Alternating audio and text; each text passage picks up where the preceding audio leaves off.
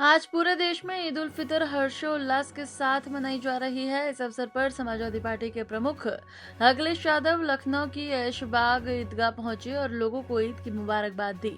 हालांकि ईदगाह के आसपास भारी बैरिकेडिंग को देखकर उन्होंने नाराजगी जताई और इसे तानाशाही करार दिया।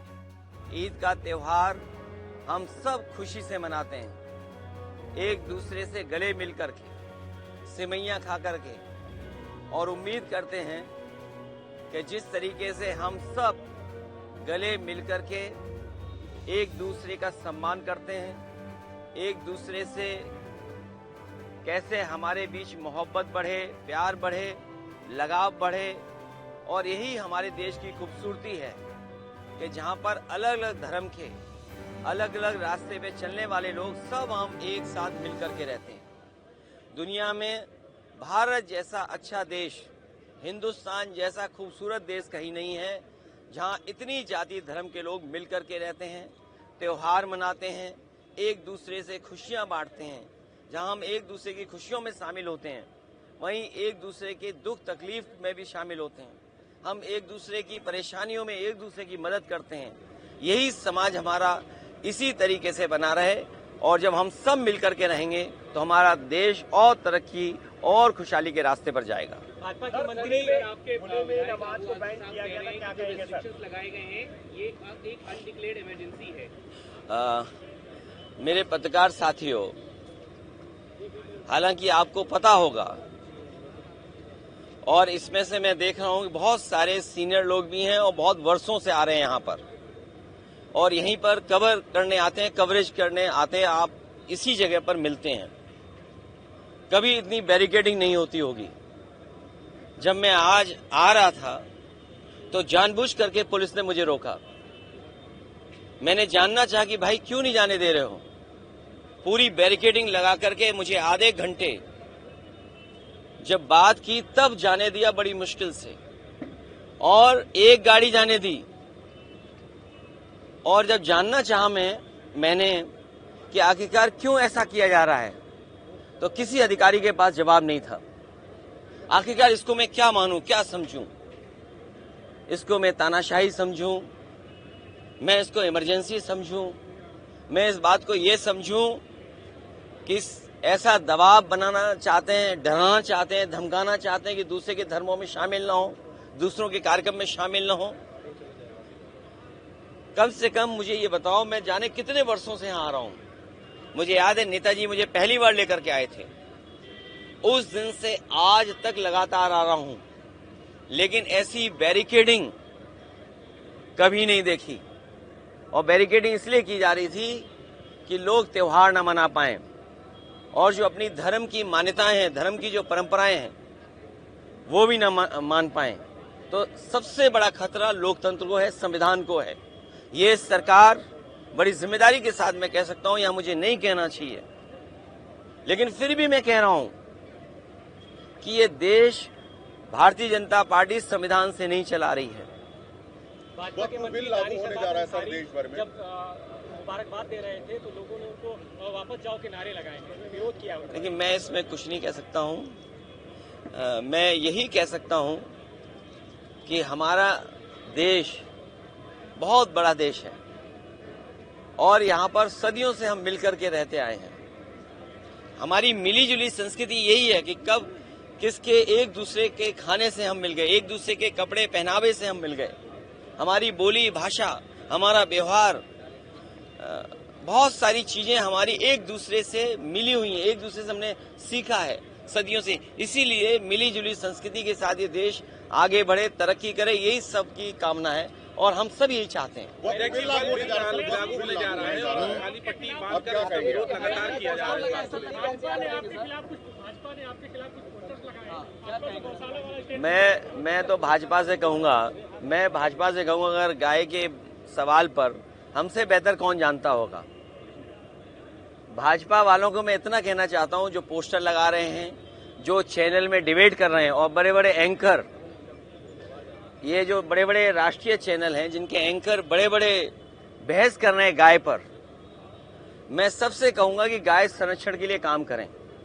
जितनी भी हमारी एंकर महिलाएं हैं, एंकर पुरुष हैं, और जो कंपनियां इन्वेस्ट कर रही हैं इन चैनलों में, मैं उन कंपनियों के मालिक से भी बड़े हाथ जोड़ के निवेदन करूंगा कि वो लोग भी गाय के संरक्षण पे, गाय को के संवर्धन पर, गाय के और हमारी कैसे पले बढ़े उसके लिए काम करें। और जो बात मैंने कही वो इसलिए कही थी मैंने क्योंकि भारतीय जनता पार्टी के लोग न गिनती बताएंगे कि गाय और सांड कितनी हैं उनके यहाँ, न गिनती बताएंगे, न मरने वालों की गिनती बताएंगे, और बजट आखिर कहाँ खर्च हो रहा है ये भी नहीं बताएंगे। तो मैं अपने पत्रकार साथियों से कहूंगा, जितनी जिम्मेदारी से मुझे आप जानकारी दे रहे हैं उतनी जिम्मेदारी से संख्या कहलवा दो उनसे, और उस संख्या में एक महीने में कितने लोगों की जान जा रही है गायों की, वो भी संख्या बता दें।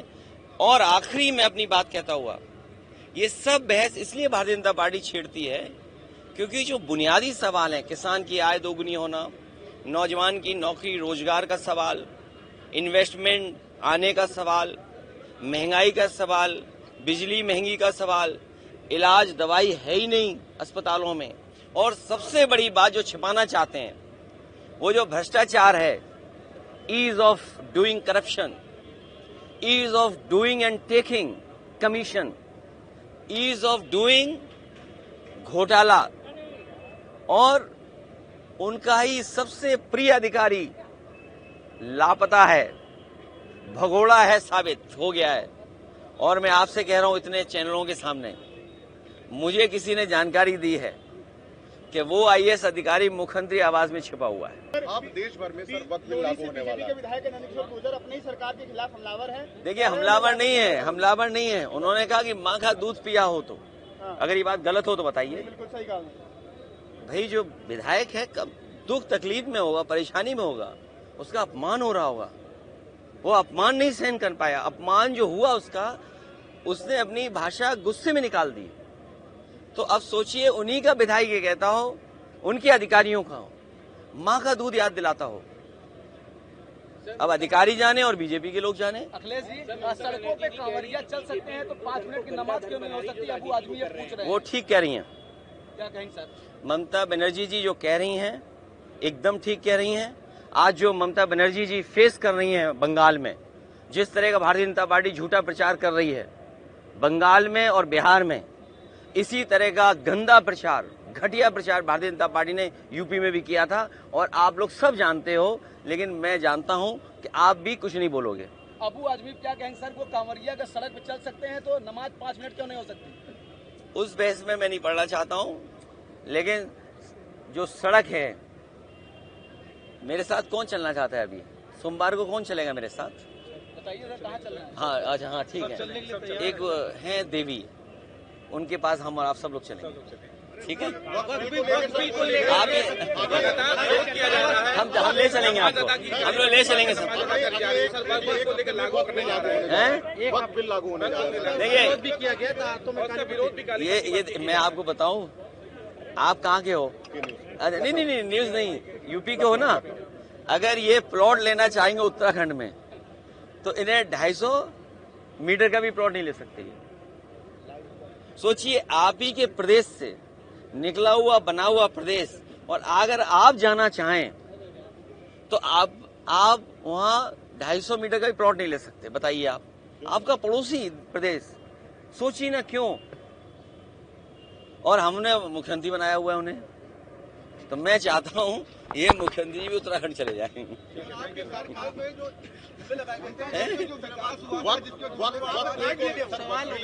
अरे वक्फ बोर्ड, मैंने तुमसे क्या कहा?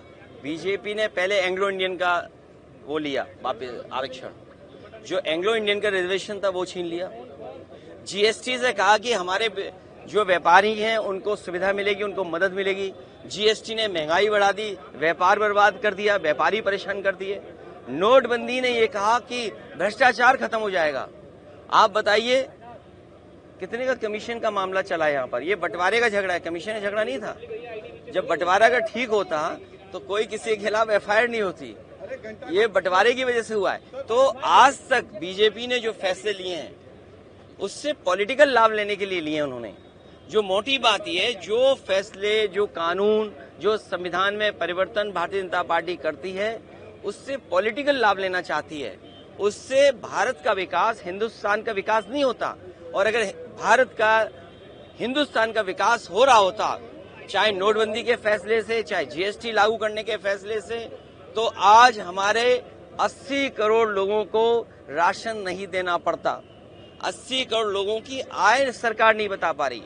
आप वक्फ बोर्ड की बात कर रहे हैं, बीजेपी वालों से पूछिए कि 80 करोड़ लोग जिन्हें आप राशन दे रहे हो, उनकी प्रति व्यक्ति आय क्या है। और आपसे बेहतर कौन जानेगा, कोविड के बाद से आपका वेतन नहीं बढ़ा।